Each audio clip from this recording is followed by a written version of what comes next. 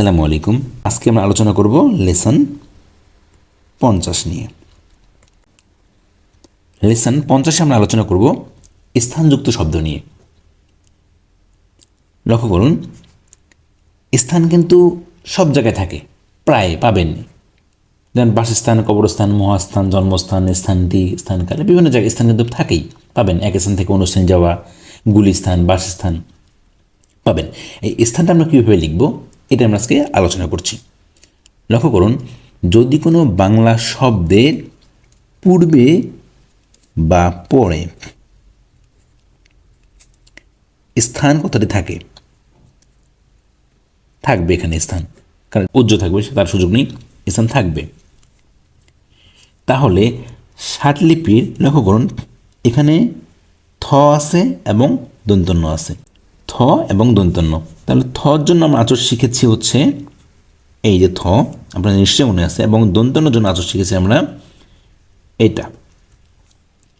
ঠিক আছে, লক্ষ্য করুন, এখানে আমরা থর আচরটা ব্যবহার করব, থটাকে,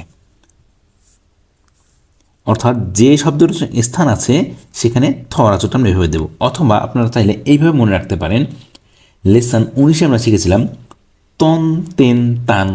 ঠিক আছে, এর জন্য এই যে ত ন, তর দিকে বাঁকা, ত ন করে, মূলত আমরা এই ত নটাকেই ব্যবহার করব।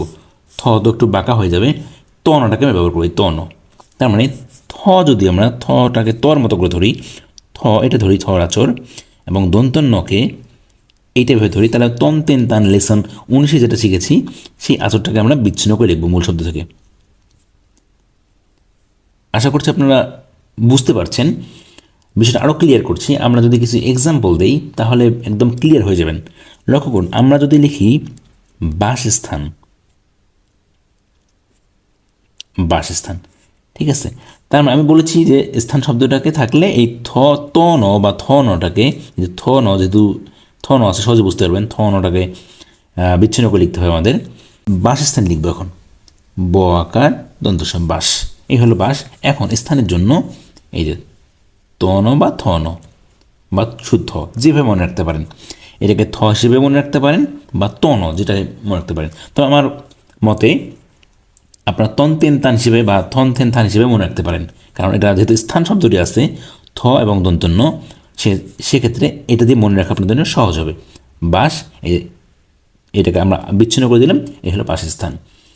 এখন আমরা যদি লিখি এক স্থান, লক্ষ্য করুন, এক স্থান, আমাদের এর জন্য বড়বৃত্ত এক স্থান।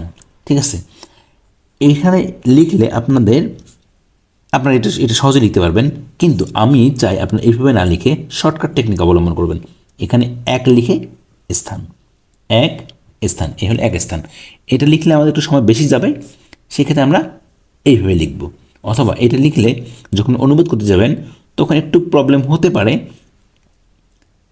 ঠিক আছে, তখন আপনি এইভাবে লিখবেন, সেক্ষেত্রে আর কোনো প্রবলেম হবে না।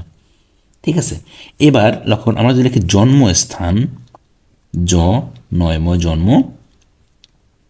স্থান। ঠিক আছে, জন্মস্থান কী হবে, জ নম, জন্ম। আপনাদের নিশ্চয়ই মনে আছে যে মন, মন, নম থাকলে কী হয়ে লিখতে হয়, ম নকে যুক্ত করে একটু বড় করে দিতে হয়। লেসন 18 শিখেছি আমরা এটা। তাহলে জ নয়ম একটু বড় করে দিলেই নয়ম বুঝতে পারবেন, এখানে কোনো সমস্যা নেই। এখানে জন্ম স্থান, এই জন্ম নয়ম দিলাম স্থান, জ নয়ময় স্থান, এই আছে জন্মস্থান। আশা করছি আপনারা বুঝতে পেরেছেন। এবার আমরা একটা বাক্য গঠন করছি।